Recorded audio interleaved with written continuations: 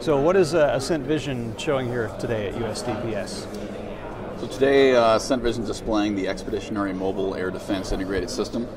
What that system is, it's a field-proven, deployed counter-UAV on-the-move system.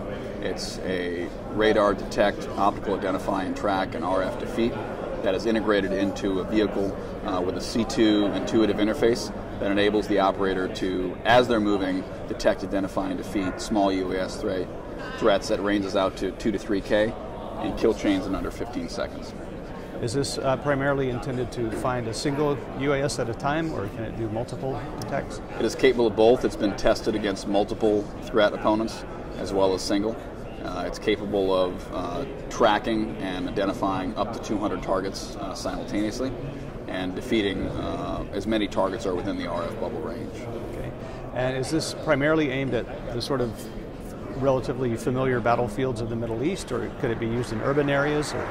It was designed with the warfighter in mind to serve many of the urgent operational needs that exist overseas. So it was designed for operation in the CENTCOM AOR. However, it has been tested and adapted to operate in other environments such as urban and temperate.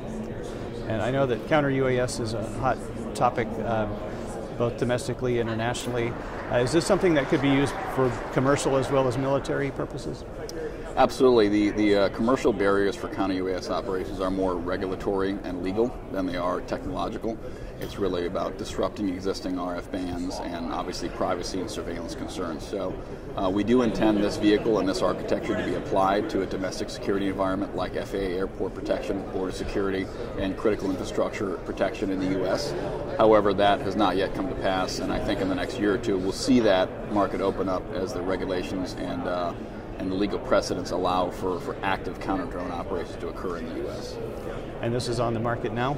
This is. Okay. We have delivered about 30 of these systems, primarily to the U.S. military, but they have been manufactured and delivered worldwide.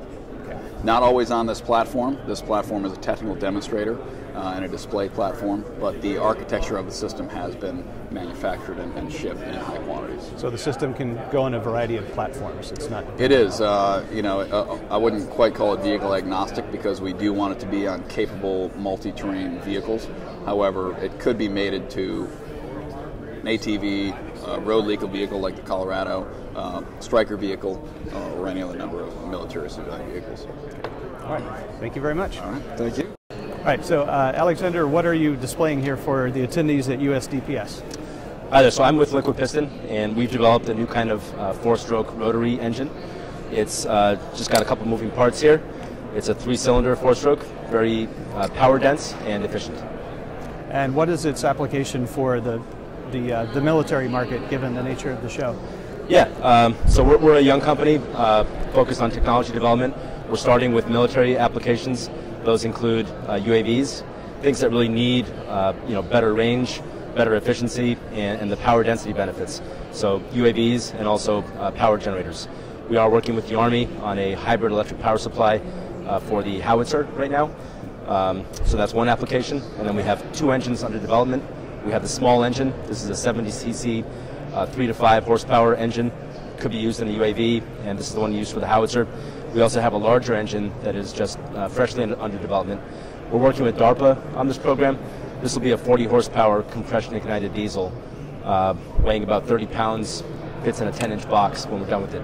So again, a really nice engine for UAVs or other applications where power density is important. So they'd be suitable for ground vehicles, basically anywhere you need an engine. Anywhere that you have engines today, we could be a direct replacement and potentially even enabling new technologies that weren't possible before because of the constraints of prior engines. Does this complicate at all the maintenance tail, given that it's new technology, or does it simplify it? So it is a new technology. There's going to be some adaptation required for that, but overall it's a pretty simple engine. These are all the parts of the engine core here. It's got really just 2 moving parts, the rotor and the shaft. The main wear components in the engine are the seals. After 1,000 hours or however many hours, the seals are stationary. They're located in the housing. They could actually be accessed from the outside. So when you change your spark plugs, you might also change your seals. Okay.